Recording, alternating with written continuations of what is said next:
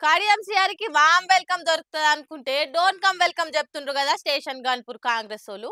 Kadiyam CR తోటి కాంగ్రెస్‌కి అయ్యే ఫాయిదేందో చెప్పాలి. ఆయన వద్దే వద్దు అనుకుంటా గన్పూర్ క్యాడర్ కన్నెర్ర చేస్తుంది. కడియం శ్రీహరి సారు సకుటుంబ సమేతంగా కాంగ్రెస్ తీర్థం పుచ్చుకున్నాడు. బిడ్డకు మంచిగా అధికార పార్టీ నుంచి ఎంపీ సీట్ ఖాయం చేసుకుంటానని అంటున్నారు. ఈ పెద్ద మనిషికి కూడా మంత్రి పదవి ఆశ పెట్టిండ్రని ఈనబడుతున్నది. అందుకే కార్ ను కాలుతోటి ఫట్మందని కాంగ్రెస్ కండువాన్ మెడలేసుకుంటానని అంటున్నారు. అయితే హైకమాండ్ కడియం సార్ లోపల ఏం టాలెంట్ చూసిండ్రో గానీ స్టేషన్ గన్పూర్ క్యాడర్ మాత్రం గర్రు గుర్రం అంటున్నది. పక్కల కూర్చొని పక్కగాల పెట్టి పోయే రకము కడియం శ్రీహరి అని ఇటు బీఆర్ఎస్ ఓళ్లే కాదు అటు కాంగ్రెస్ వాళ్ళు కూడా ఫైర్ అవుతుండ్రు. మర్రి చెట్టు నీడ లెక్కనే తన కింద ఇంకే లీడర్లను ఎదగకుండా దొక్కి పడేసే సిపాయి అని తిట్టి వస్తుండ్రు. ఇసోంటి మనిషితోటి పావుల మందం ఫాయిదుండదని స్టేషన్ గన్పూర్ కాంగ్రెస్ కాడర్ బాగా మగమండి పుడుతున్నదట. 30 ఏండ్ల సంధి ఎవరి మీదనైతే కొట్లాడుతున్నామో అసోంటి మనిషినే పార్టీలకు తెస్తే మా పరిస్థితి ఏందన్నట్టు అని స్టేషన్ గన్పూర్ ఇన్ఛార్జి సింగపురం ఇందిరక్క ఇరుగా ఫైర్ అవుతున్నది. క్యాడర్ తోటి మీటింగ్ పెట్టి కడియం షేరిక మీద కోపాన్ని ఎల్లగక్కుతున్నది. వేల మంది కార్యకర్తలతోటి సభ పెట్టి కడియం రాకను వ్యతిరేకిస్తున్నామని చెప్తారట.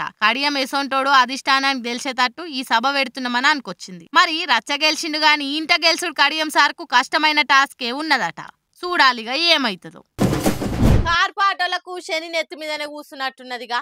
ఇప్పుడు శని రెండో కాళ్ళు రెండు చేతులతోటి వాళ్ళ పెయ్యి మీదనే వాడుతున్నట్టున్నది. ఎందుకంటారా పార్టీలో ఎవరిని చూసినా ఏం ఆశకరం లేదు. కేసులతోటి సతమతం అవుతుండ్రుగా.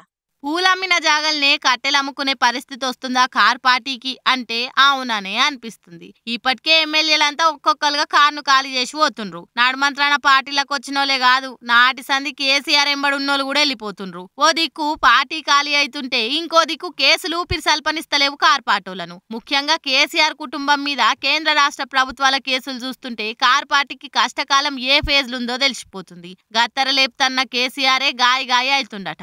పోయేటోళ్ళను ఆప్తలేడు. బిడ్డ జైల్లో పడితే కంసే కం ఖండిస్తున్నా అనలేదు.